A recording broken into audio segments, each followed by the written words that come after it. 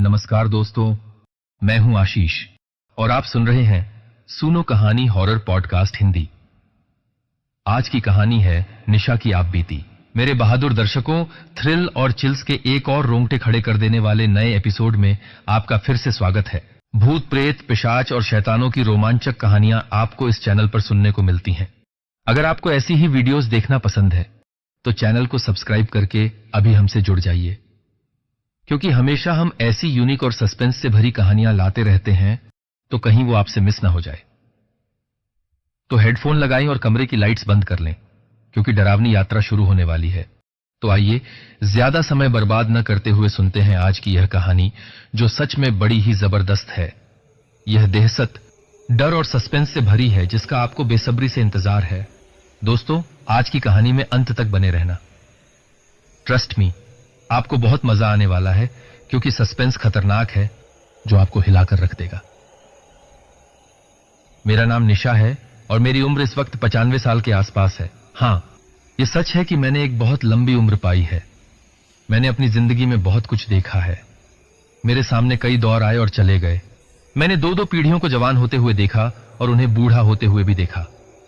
हमारी जिंदगी में बहुत सी घटनाएं ऐसी घट जाती हैं जिन पर विश्वास करना नामुमकिन सा लगता है।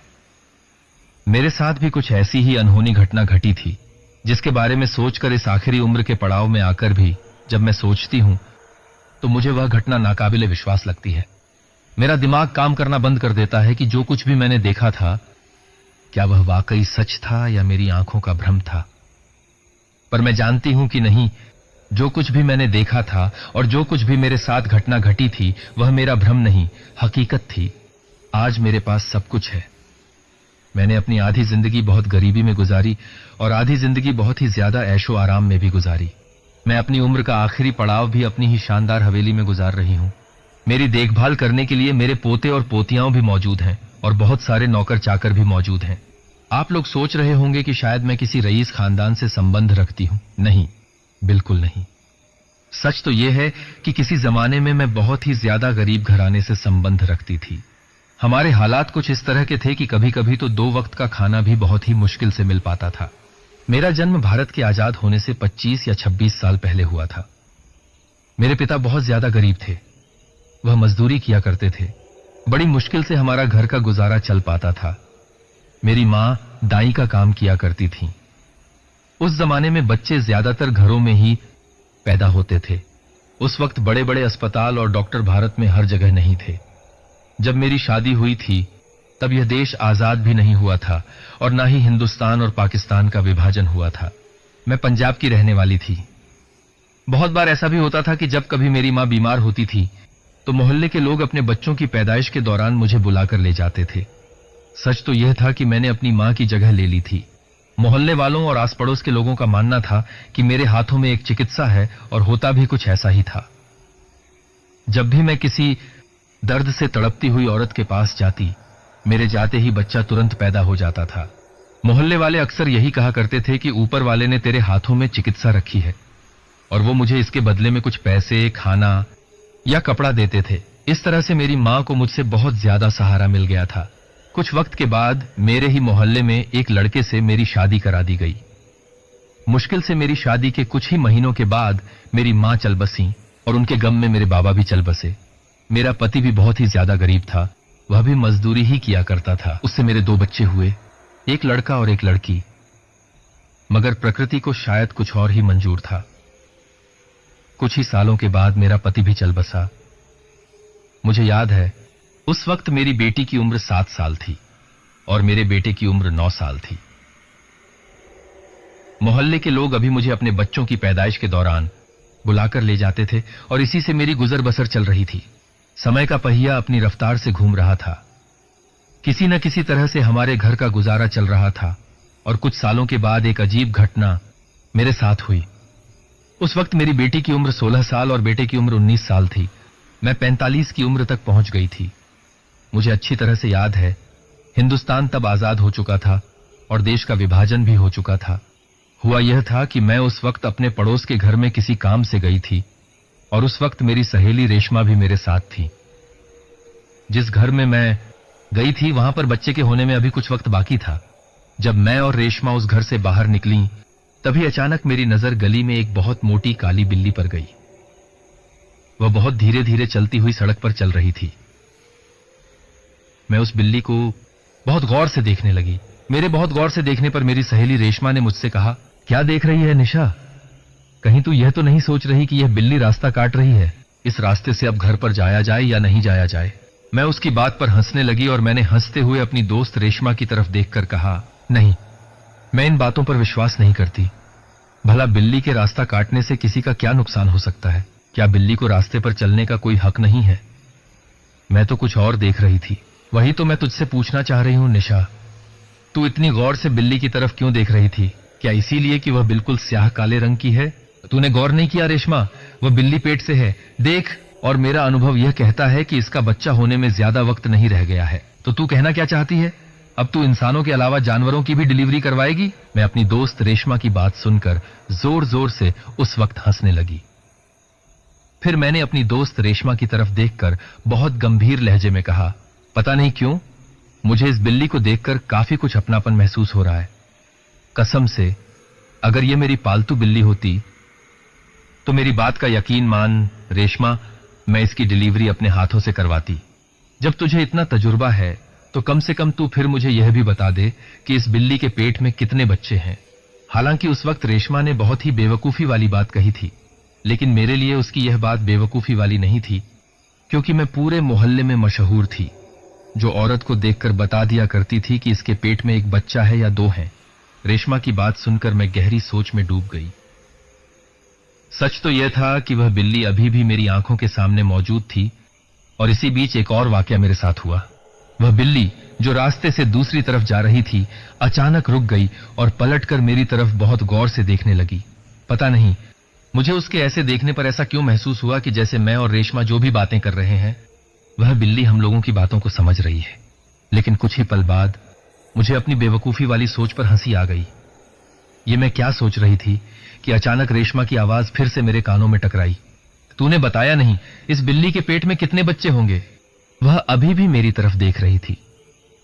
कुछ देर बिल्ली को बहुत गौर से देखने के बाद मैंने रेशमा की तरफ देखकर कहा, मेरा दावा है कि इसके पेट में कम से कम 3 बच्चे हैं। इसकी चाल तो यही बता रही है। मेरा इतना कहना ही था कि रेशमा जोर जोर से हंसने लगी। तेरे दावे की सच्चाई कैसे पता लगेगी निशा? हां, एक काम हो सकता है कि अगर हमें यह पता लग जाए कि यह बिल्ली कहां रहती है। रेशमा की बात पर मैंने हंसते हुए उसकी तरफ देखकर कहा, तो अब तू यह कहना चाहती है कि मैं यह पता लगाऊं कि यह बिल्ली इस मोहल्ले में कहां पर रहती है? मेरा कहने का यह मतलब नहीं है निशा। दरअसल पता नहीं क्यों मुझे तेरी आंखों में इस बिल्ली के प्रति हमदर्दी और बहुत हसरत नजर आ रही है। तेरा बस नहीं चल रहा, नहीं तो तू इस बिल्ली को अपने घर ले जाकर इसकी डिलीवरी करवा दे। बात तो तेरी सही है रेशमा, काश इस बिल्ली की डिलीवरी मेरे ही हाथों होती। इतना कहकर मैं जोर जोर से हंसने लगी और बात यही रफा दफा हो गई। ये कहते हुए मैं अपने घर की तरफ चल दी और रेशमा अपने घर की तरफ, और उस काली बिल्ली ने भी अपना रास्ता पकड़ लिया जहां पर वह जा रही थी। इस वाकये को कुछ दिन बीत गए। मुझे याद है वह दिसंबर की कड़कड़ाती हुई सर्दियों की रात थी। उस साल सर्दियों ने बहुत सालों का रिकॉर्ड तोड़ा था। मुझे अच्छी तरह से याद है कि सूरज बहुत दिनों से नहीं निकला था और सर्दी अपने चरम सीमा पर थी। वह सूरज न निकलने का 10वां दिन था। आधी रात का वक्त था। मैं कंबल ओढ़े हुए गहरी नींद में सो रही थी, तभी दरवाजे पर दस्तक हुई। कोई बहुत जोर जोर से दरवाजा खटखटा रहा था। सर्दी बहुत ज्यादा थी और मेरी नींद भी बहुत गहरी थी। गरीबी का आलम था। मेरे घर में सिर्फ 2 कमरे थे, वो भी कच्चे। जिस कमरे में मैं लेटी हुई थी, ठीक मेरे बगल में मेरी बेटी लेटी हुई थी और मेरा बेटा दूसरे कमरे में सो रहा था। इतनी रात में मैंने अपनी बेटी को उठाना मुनासिब नहीं समझा और मैंने वहीं से लेटे लेटे अपने बेटे को आवाज लगाई। मेरी आवाज सुनकर मेरा बेटा तुरंत उठकर मेरे पास आ गया और आंखें मसलते हुए उसने मेरी तरफ देखकर कहा, क्या हुआ अम्मा, सब खैरियत तो है? इतनी रात में क्यों आवाज लगा रही हो? अरे बेटा, इतनी देर से कोई दरवाजा पीट रहा है, क्या तुझे सुनाई नहीं दे रहा? हां, मुझे लगा तो था जैसे कोई दरवाजा खटखटा रहा है। तो जाकर देखना कि इतनी रात में कौन दरवाजा खटखटा रहा है। मुझे दरवाजा खटखटाने पर कोई ज्यादा हैरत नहीं हुई थी। मेरे साथ अक्सर ऐसा ही होता था। मोहल्ले के बहुत से लोग मुझे आधी रात के वक्त भी उठाकर ले जाते थे। लोग अक्सर आधी रात के वक्त भी मेरे घर पर आया जाया करते थे। कभी भी किसी औरत की डिलीवरी होती या उसे डिलीवरी से संबंधित कोई परेशानी होती तो सबको हमेशा निशा ही याद आती। अब मेरा बेटा जवान हो रहा था। उसे आधी रात में मेरा कहीं पर जाना अच्छा नहीं लगता था। वह हमेशा इस बात पर मुझसे झगड़ा करता था और वह यही बात कहता था, अम्मा अब तुम आधी रात में मत जाया करो, मुझे अच्छा नहीं लगता। तुम मोहल्ले वालों से साफ साफ कह दो कि मैं आधी रात में नहीं जाऊंगी। अगर तुम्हें काम हो तो हमें दिन में बुला लिया करो। और मैं उसकी बात पर जोर जोर से हंसने लगती और उसे अक्सर कहती, तू अभी नादान है बेटा, औरत की परेशानियों को नहीं समझता।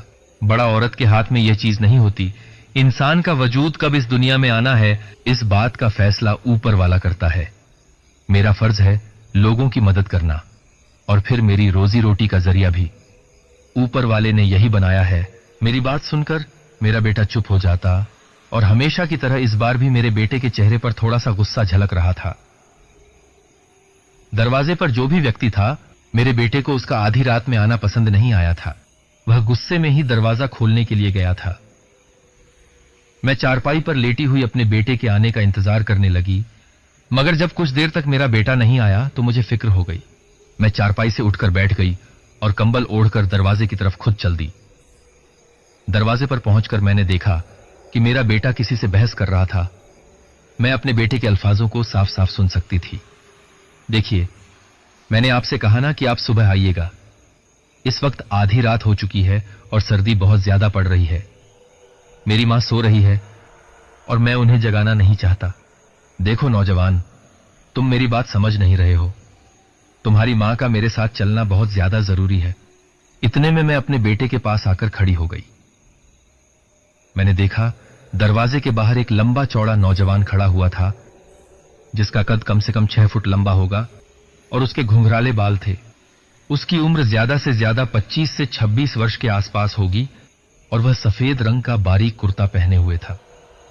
मगर मेरे लिए सबसे ज्यादा हैरत की बात यह थी कि इस वक्त बाहर हाड़ कंपा देने वाली ठंड थी, मगर उसने कुर्ते के ऊपर स्वेटर वगैरह कुछ भी नहीं पहन रखा था।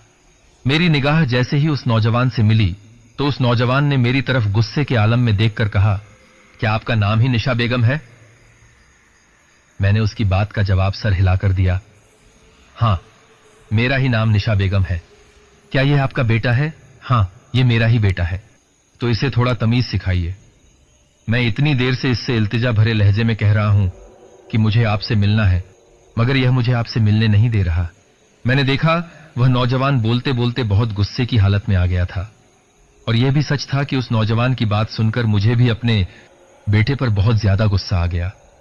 मैंने गुस्से की हालत में अपने बेटे की तरफ देखकर कहा, मैंने तुझसे कितनी बार कहा है कि हर मामले में अपनी टांग मत अड़ाया कर। तेरी समझ में क्यों नहीं आता? कोई आदमी आधी रात को मेरे घर पर आया है तो जरूर कोई ना कोई परेशानी लेकर आया होगा। मुझे गुस्से में देखकर मेरे बेटे ने निगाह नीची कर ली और उसके चेहरे पर फिक्र जाहिर हो गई। उसने फिक्र भरे लहजे में कहा, अम्मा, मैं तो आपकी भलाई के लिए कह रहा था। आधी रात का वक्त है और ये मुझे इस मोहल्ले के भी नहीं लगते। मैंने इनसे जब पूछा कि आप कहां से आए हो तो इन्होंने मुझसे यही कहा कि मैं बहुत दूर से आया हूं। अब आप ही बताओ अम्मा, मैं अकेले आपको इनके साथ कैसे जाने दूं? खुदा ना खास्ता कोई हैसनेस हो गई तो क्या होगा? कहीं ये डाकू हुआ तो? मुझे अपने बेटे की बात सुनकर हंसी आ गई और मैंने उसकी तरफ देखकर कहा, बेटा, हम गरीबों के पास लूटने के लिए आखिर क्या मिलेगा? तू फिक्र मत कर, जाकर सो जा। फिर मैंने उस नौजवान की तरफ देखकर कहा, तुम्हारा नाम क्या है? मेरा नाम हारून है अम्मा, और मेरी बीवी इस वक्त दर्द से तड़प रही है। मैंने आपके बारे में बहुत कुछ सुन रखा है। मैंने सुना है कि ऊपर वाले ने आपके हाथ में शिफा रखी है, इसीलिए मैं बहुत दूर से इतनी रात में आपके यहां मदद के लिए आया हूं। मेरी बीवी दर्द से बेहाल है। आप बिल्कुल भी फिक्र ना करें, मैं आपको अपने साथ ले जाऊंगा और फिर उसके बाद सही सलामत आपको अपने घर तक भिजवा दूंगा। वैसे मैं किसी नौकर को यहां भेज सकता था, लेकिन मुझे लगा कि मुझे खुद यहां आना चाहिए। पता नहीं उस नौजवान की बातों में ऐसा क्या असर था कि मैं चाह कर भी उसे मना नहीं कर सकी। वैसे भी मेरे दरवाजे पर कोई भी आता था तो मैं उसे कभी मना नहीं करती थी।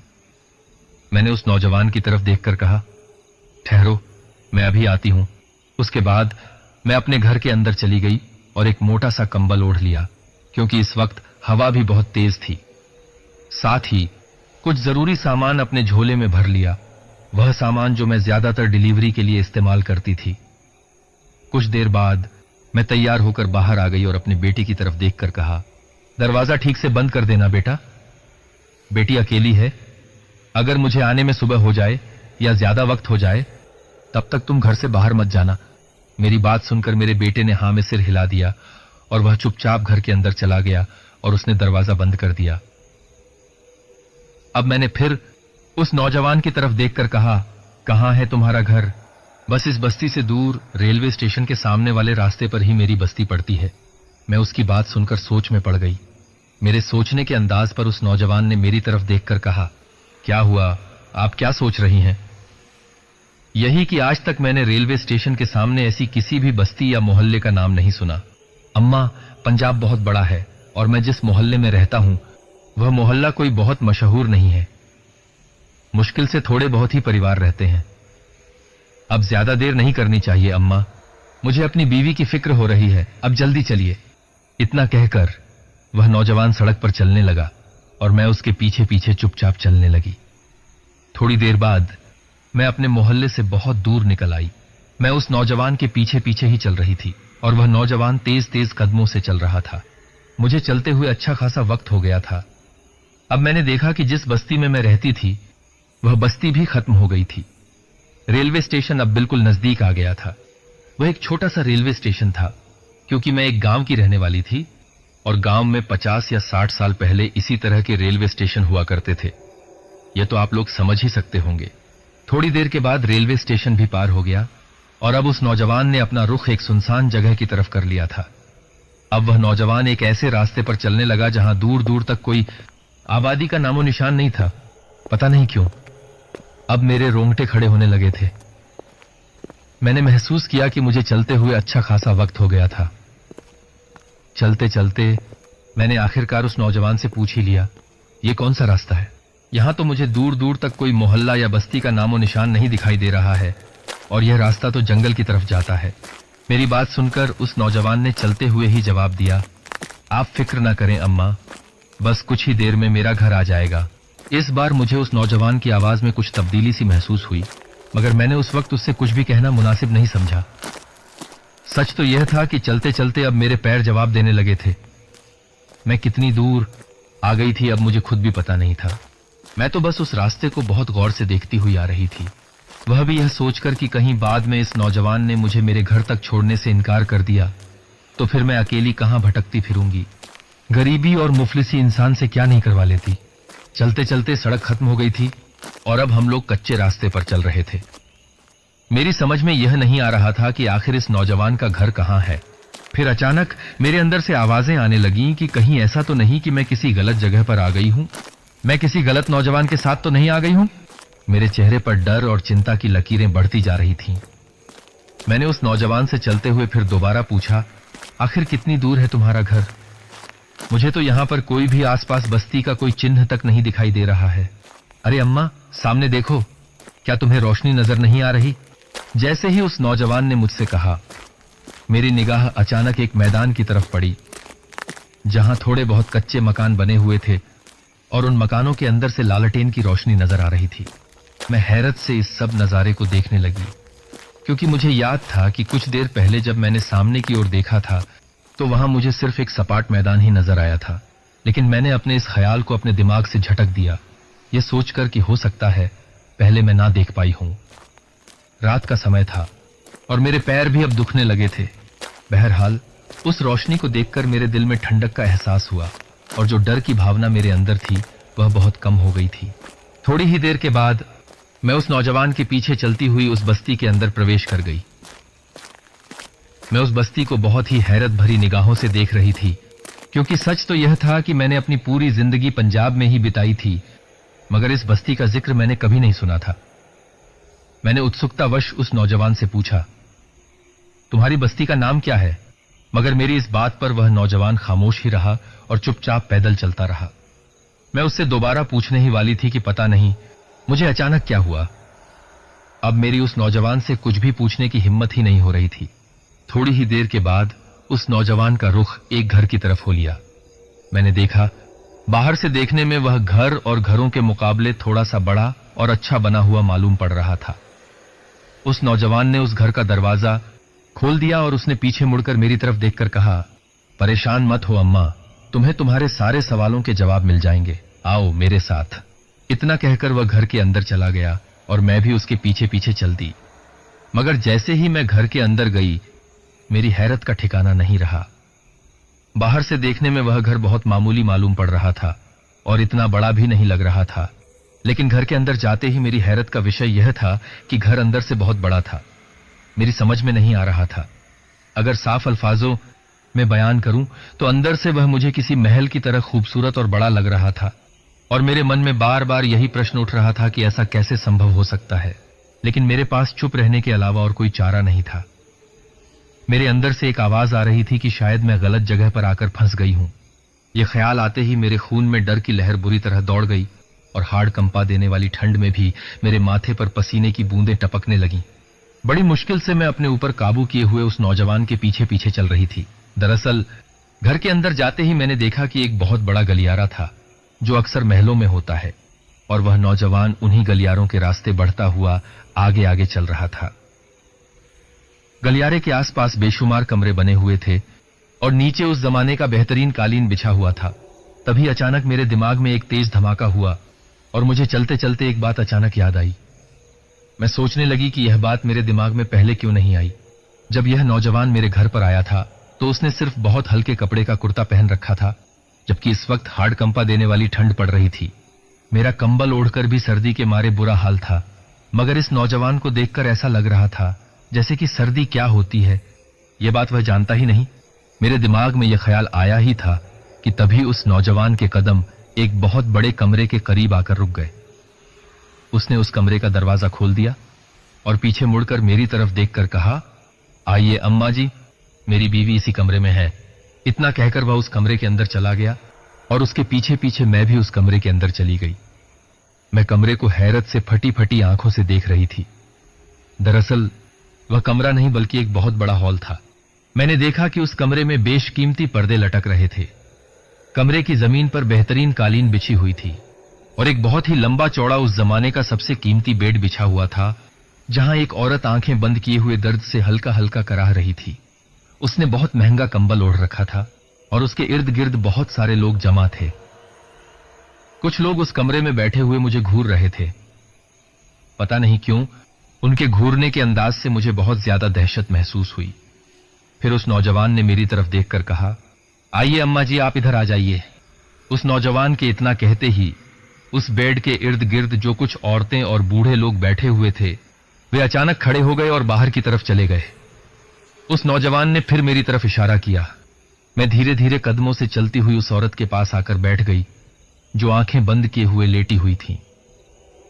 जैसे ही मैं उसके पास जाकर बैठी, उस औरत ने अपनी आंखें खोल दी और रहस्यमयी अंदाज में मुझे देखकर मुस्कुराने लगी। उसकी मुस्कुराहट देखकर मुझे एहसास हुआ कि वह जबरदस्ती की थी, क्योंकि मैं एक तजुर्बेकार दाई थी। उसकी मुस्कुराहट में एक दर्द छुपा हुआ था जो बच्चों की पैदाइश से पहले औरतों को अक्सर होता है। मुझे उसका चेहरा देखकर बहुत ज्यादा हैरत हुई, क्योंकि इस तकलीफ में औरतें बुरी तरह से चिल्लाने लगती हैं। दर्द उनकी बर्दाश्त से बाहर हो जाता है, मगर इस औरत की हिम्मत की दाद देनी पड़ेगी कि इसे अंदर से इतनी तकलीफ हो रही थी, मगर फिर भी वह मुझे देखकर मुस्कुरा रही थी।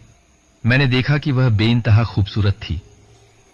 मैं उसकी खूबसूरती बयां नहीं कर सकती, बस अपनी भाषा में इतना समझा सकती हूं कि इस तरह की खूबसूरती के बारे में मैंने सिर्फ अपने बड़े बुजुर्गों से सुना था कि राजकुमारियां इतनी खूबसूरत होती थीं। उस औरत को देखकर मुझे एक पल के लिए यही लगा कि जो अपने बड़े बुजुर्गों से मैंने राजकुमारियों की खूबसूरती के चर्चे सुने थे, वे राजकुमारियां इसी औरत की तरह ही होती होंगी।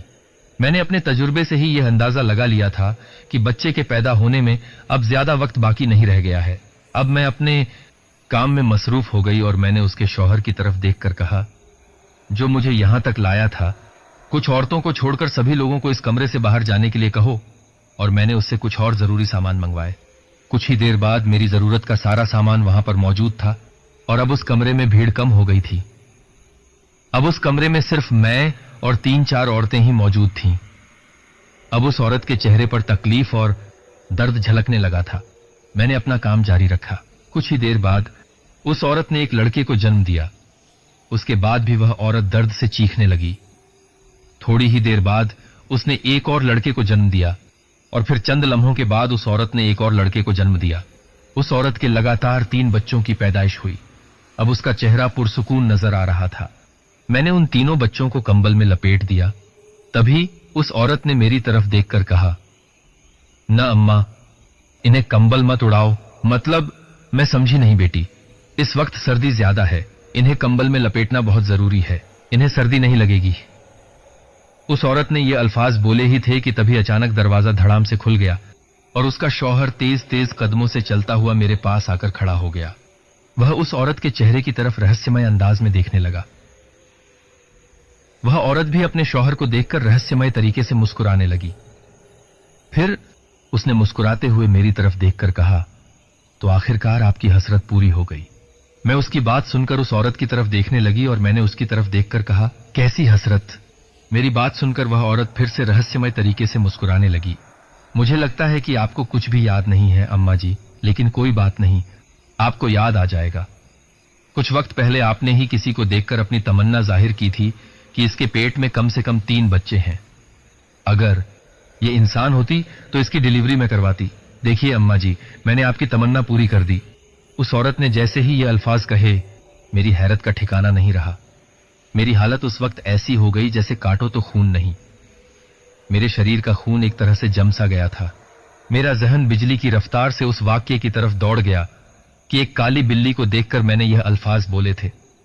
मैंने उस औरत की तरफ देखकर हकलाते हुए कहा, मगर मैंने तो एक बिल्ली को देखकर यह अल्फाज कहे थे।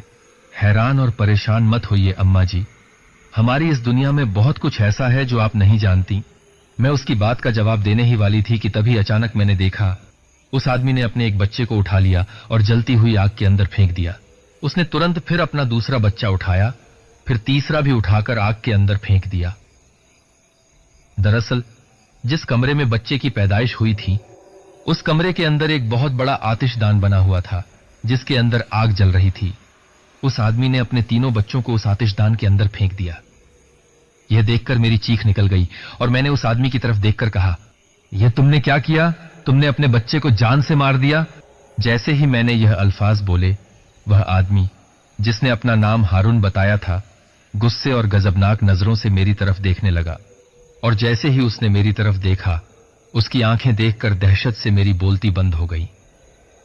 उसकी आंखें सुर्ख अंगारे की तरह लाल थीं और उसने चिल्लाते हुए मेरी तरफ देखकर कहा, तुम्हें थोड़ी देर बाद सब पता लग जाएगा अम्मा जी। तुमने अपना काम कर दिया, अब मुझे अपना काम करने दो। उसने ये अल्फाज बोले ही थे कि देखते ही देखते अचानक आतिशदान में से तीनों बच्चे चलते हुए वहां से बाहर आ गए। यह देखकर मेरी हैरत की इंतहा नहीं रही कि आग का उन बच्चों पर कोई भी असर नहीं पड़ा था। जिन बच्चों की कुछ ही देर पहले पैदाइश हुई थी, वे अब इतने बड़े हो गए थे जैसे कि 4 या 5 साल के बच्चे होते हैं। देखते ही देखते वे बच्चे वहां से भागने लगे। अगर यह कहा जाए कि वे भागकर खेल रहे थे तो गलत नहीं होगा। मैंने चिल्लाकर उस आदमी की तरफ देखकर कहा, यह सब क्या है? कौन हो तुम लोग? ये बच्चे इतनी जल्दी बड़े कैसे हो गए? ऐसा किसी भी हाल में मुमकिन ही नहीं है। इन बच्चों की कुछ लम्हों पहले ही पैदाइश हुई है और ये बच्चे अचानक 5 साल की उम्र के कैसे हो गए? और तुमने इन्हें आग के अंदर फेंक दिया था और इन्हें कोई भी नुकसान नहीं पहुंचा। आखिर तुम लोग हो कौन? मेरी चीख में मेरा डर साफ साफ झलक रहा था। मेरी बात सुनकर वह नौजवान बहुत तेज आवाज में हंसने लगा। फिर उसने अपनी बीवी की तरफ इशारा किया। देखते ही देखते जिस औरत की मैंने डिलीवरी करवाई थी, वह अचानक उठकर बेड से खड़ी हो गई और वह इस तरह से चलकर मेरे पास आई जैसे कि वह बिल्कुल सही हो। लग ही नहीं रहा था कि इस औरत ने कुछ देर पहले 3 बच्चे पैदा किए हों। वह बिल्कुल तंदुरुस्त लग रही थी, जबकि ऐसा बिल्कुल भी मुमकिन नहीं था। बच्चा पैदा होने के 15 या 16 दिन तक तो औरत को अपनी चारपाई से हिला भी नहीं जाता, मगर यह तो ऐसे चल रही है जैसे कि इसने बच्चे पैदा किए ही ना हों। वह औरत मुस्कुराते हुए मेरे पास आकर खड़ी हो गई और उसने मेरी तरफ देखकर कहा, तुम बहुत मजबूत दिल वाली हो अम्मा जी, वरना हमारी इस मंजर को देखकर लोग दहशत से मर जाते हैं। मैं तुम्हारी बहादुरी को सलाम करती हूं। दरअसल इसमें तुम्हारी ही गलती है। तुमने कुछ दिन पहले ही उस बिल्ली को देखकर कहा था कि अगर यह इंसान होती तो इसकी डिलीवरी मैं करवाती। उस वक्त मैंने तुम्हारी बात पर कोई ध्यान नहीं दिया था, लेकिन जब तुम्हारे अल्फाज मेरे कानों में पड़े कि तुमने दूर से देखने पर यह बता दिया कि इसके पेट में कम से कम 3 बच्चे होंगे, मेरे कदम वहां पर खुद ब खुद रुक गए और मैं हैरत से उस वक्त तुम्हारी ओर देखने लगी। तुम्हें शायद याद होगा, मैं कुछ देर के लिए वहां पर रुकी थी और पीछे पलटकर तुम्हें देखा भी था। तुम्हारी भी निगाह मुझसे मिली थी। क्या तुम उन आंखों को भूल सकती हो? जैसे ही उस औरत ने ये अल्फाज कहे, मैं उसकी आंखों को गौर से देखने लगी। अब मुझे माजरा सब कुछ समझ में आ चुका था। मैं हकलाकर कुछ कहना ही वाली थी कि तभी उस औरत ने मेरी तरफ देखकर कहा, तुमने सही अंदाजा लगाया अम्मा जी, वह काली बिल्ली कोई और नहीं बल्कि मैं ही थी। दरअसल हम लोग इंसान नहीं हैं, हम दरअसल कौम ए जिन्नात में से हैं और मैं उस वक्त बिल्ली का ही रूप लिए हुए थी। जब मैंने यह बात अपने शौहर को बताई, उन्होंने मुझसे कहा कि नहीं, इतना तजुर्बा किसी को नहीं होता। मेरी उनसे शर्त लगी और मैंने अपने शौहर से कहा कि मैंने उस औरत की आंखों में तजुर्बा और सच्चाई देखी है। मेरे शौहर ने मुझसे शर्त लगा ली, ठीक है, अगर ऐसी बात है तो अपने बच्चे की पैदाइश हम उसी औरत से करवाएंगे। और बच्चों की पैदाइश में ज्यादा वक्त भी नहीं रह गया था। देखो, तुम्हारा तजुर्बा बिल्कुल सही निकला और तुम बच गई। उसके बचने के अल्फाज पर मैं उसे सवालिया नजरों से देखने लगी, क्योंकि मेरी जुबान से कुछ निकल ही नहीं रहा था। मैं जानती हूं तुम क्या सोच रही हो। यकीन मानो, अगर 3 की जगह 2 बच्चे होते या 1 होता या 4 होते तो इस वक्त तुम जिंदा नहीं खड़ी होती। मेरे शौहर ने मुझसे कहा था, अगर उस औरत का तजुर्बा गलत साबित हुआ तो वह जिंदा नहीं बचेगी, और अगर सही साबित हुआ तो हम उसे जिंदा सही सलामत छोड़ देंगे और उसे मालामाल कर देंगे, इतना कि उसकी 7 नस्लें बैठकर खाएंगी। तभी उस औरत ने एक बड़ी सी पोटली जो वहां पर रखी हुई थी पकड़कर मेरे हाथों में थमा दी। मैंने जैसे ही उस पोटली को पकड़ा, अंदाजा लगा लिया कि इसमें कम से कम 20 किलो वजन होगा। उस औरत ने मेरी तरफ देखकर कहा, खोलो इसको। जैसे ही मैंने उस पोटली को खोला, उसमें मिट्टी के ढेले पड़े हुए थे। उसने मेरी तरफ देखकर कहा, क्या है इसमें? मैं हकलाती हुई जुबान में उससे कहा, इसमें तो मिट्टी के ढेले हैं। जैसे ही मैंने ये अल्फाज बोले, वह औरत बुरी तरह से चीखने लगी। उसने मेरी तरफ देखकर बुरी तरह से चीखते हुए कहा, यह मिट्टी के ढेले नहीं हैं अम्मा जी, यह तुम्हारी ऐशो आराम की जिंदगी है। उसने यह अल्फाज बोले ही थे कि अचानक देखते ही देखते वहां का माहौल बदल गया। कुछ लम्हों पहले मैं जिस आलीशान कमरे में खड़ी हुई थी, वह कमरा अचानक गायब हो चुका था। मैंने देखा कि मैं एक भयानक जंगल के बीचों बीच खड़ी हुई थी और मेरे सामने जो औरत और उसका शौहर खड़ा हुआ था, उनकी शक्लें अचानक अजीब सी खतरनाक हो गईं। 2 लोग खड़े होकर मुझे घूर रहे थे। अचानक मेरा सिर चकराया और मुझे कुछ भी होश नहीं रहा। मैं बेहोश हो गई थी। सुबह जब मेरी आंख खुली तो मैंने देखा मेरी बेटी और मेरा बेटा मुझे जगा रहे थे। उठ जाओ अम्मा, उठ जाओ, मेरे बेटे की आवाज मेरे कानों में पड़ी। अचानक मैं उठकर बैठ गई और इधर उधर देखने लगी, मगर मैंने खुद को अपने ही घर में मौजूद पाया। मेरा बेटा मुझे सवालिया नजरों से देख रहा था। उसने मुझे देखकर कहा, तुम तो इतनी देर तक कभी नहीं सोती अम्मा, लगता है तुम काफी थक गई हो। आज सूरज भी निकला है, बाहर अच्छी धूप है, सभी लोग धूप का मजा ले रहे हैं। मैंने अपने बेटे की तरफ देखकर कहा, मैं यहां पर कैसे? मेरी बात सुनकर मेरा बेटा मुझे अजीब सी निगाहों से देखने लगा। फिर कुछ देर बाद उसने मेरी तरफ देखकर कहा, क्या हुआ है आपको? आपने ही तो मुझसे रात में दरवाजा खुलवाया था। दरवाजा खुलवाया था, लेकिन कब? अम्मा जी, ये कैसी बातें कर रही हो? जब आप उस नौजवान के साथ गई थीं, उसके कुछ ही देर बाद वह नौजवान आपको वापस भी छोड़ गया था। मैंने उससे कहा भी था, इतनी जल्दी कैसे आ गए? मगर उसने मेरी बात का कोई जवाब नहीं दिया। मैंने आपसे भी पूछा था तो आपने सिर्फ इतना ही कहा था कि मैं बहुत थक गई हूं, सोना चाहती हूं, और फिर अभी हमने आपको उठाया है। अपने बेटे की बात सुनकर मैं बहुत गहरी सोच में डूब गई। मैंने अपने बच्चों को कल रात के बारे में कुछ भी नहीं बताया। हो सकता था मेरे बताने पर वे बुरी तरह से डर जाते और मैंने उन्हें डराना मुनासिब नहीं समझा।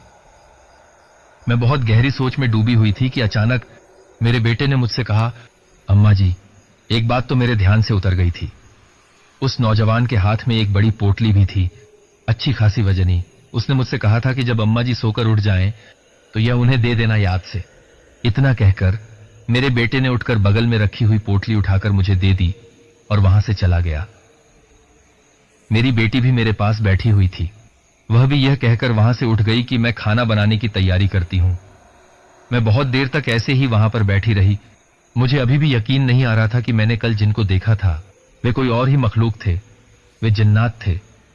अचानक मेरे जहन में पता नहीं क्या आया, मैंने उस पोटली को खोलने की कोशिश की। मैं मन ही मन सोच रही थी कि कल यही पोटली उस औरत ने भी मुझे दिखाई थी और इसमें मिट्टी के ढेले के सिवाय कुछ नहीं था। ये सोचते सोचते जैसे ही मैंने उस पोटली को खोला तो मेरी आंखें फटी की फटी रह गईं। उस पूरी पोटली में हीरे ही हीरे थे जो बुरी तरह से जगमगा रहे थे। कुछ वक्त के बाद हमारे हालात बदल गए। मैंने अपनी औलाद को आज तक कभी उस घटना के बारे में नहीं बताया और कुछ वक्त के बाद हम उस शहर को छोड़कर दूसरे शहर में बस गए। मैंने इस घटना के बारे में आज तक किसी को नहीं बताया। आज मैं बहुत बूढ़ी हो चुकी हूं, मगर जब भी उस घटना के बारे में सोचती हूं तो मेरा रोम रोम डर से सिहर उठता है। तो दोस्तों, ये कहानी यहीं पर समाप्त होती है। बहुत बहुत धन्यवाद हमें इतना प्यार देने के लिए। आपने जिस तरह से हमारे चैनल को प्यार दिया उसके लिए तहे दिल से धन्यवाद।